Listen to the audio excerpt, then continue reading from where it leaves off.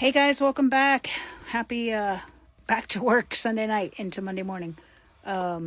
Sorry we missed a couple of days of the This Might Hurt. I was on vacation traveling and I was just enjoying where I was at. So apologies for that. And we will get back to our regularly scheduled program here and see what the cards have to say. So there's some big astrological events going on now and this week. I think Mercury is no longer in retrograde, or is about to be no longer in retrograde. Uranus in Taurus, I think, but going back into Gemini or moving up to Gemini. I forget. I don't know. I am not an astrologer. I just know there's some big events happening. We have a full moon coming up on December 4th, and yeah, all kinds of stuff happening. So I'm just going to give these cards a shuffle. I'm going to sage while I'm talking. I hope everyone had a really awesome Thanksgiving. Mine was very good. I have never had such a restful Thanksgiving. Usually we're running around doing all the things, right? And this year that was unnecessary. There was just two of us, and we went to a restaurant, so there was no dishes, there was no cooking, there was no nothing. We just chilled, and we ended up binge watching Netflix, because who doesn't want to binge watch Netflix on Thanksgiving, right? So I had to laugh. As my friend was saying, is this what binge watching is? Yes, this is what binge watching is. I thought it was funny. So anyway, did that, went shopping yesterday, got a few things, had a nice dinner, and then drove home today. So yeah, I am getting ready for work tomorrow. We had a big Advent celebration next door just now, so lighting the candle for hope this week. And those of you with their Advent calendars, don't forget tomorrow is the 1st, so start those going. All right. Okay, let's see what the cards have to say today, guys. Let's see what the current energies are. Lots of cards. I think that's too many. Let's see if they come back out. So we had the Page of Swords in the reverse. Let's see if it comes back out. Yeah. Three of Wands. We're still in this Wands phase, right? So we went from the 2, at least we're in the 3 now, right? So the decision's been made, and now it's a matter of putting things together, looking out into the horizon, seeing what's coming, kind of getting in that dreamy, I was saying we lit the candle of hope tonight. So that hopeful stage, that anticipatory phase. We were talking tonight at the celebration that sometimes the anticipation of a surprise is better than the surprise itself. And I think that's where we're at. So this woman is has got the idea down, right? Everything's written down. Closed the book on it, and now she's just waiting for the ship to come in, right? Because there's ships back there, waiting for your ship to come in, if you will. And 3s again are about community. So there's that. The 3 wands here are a pen, a pencil, and a marker-ish, or red and a black pen and a pencil, but the 3 wands being that which we create, right? The ideas that we put down with our thoughts and our words. Then we have the Fool, brand new beginning. So we again, we're changing the color schemes, right? So we're not so much in the lower 3s, we're moving up the chakra scheme, if you will. And the Fool about taking that leap of faith, starting that new cycle, taking the knowledge that we learned on that hero's journey in that cycle, and everything we need is with us, and taking that leap forward.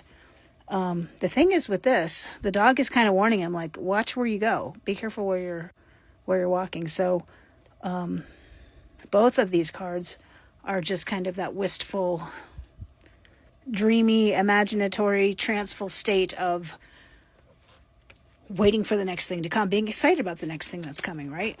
So having made the decision, waiting for the ships to come in, taking the step forward in faith, right? Then we have Temperance.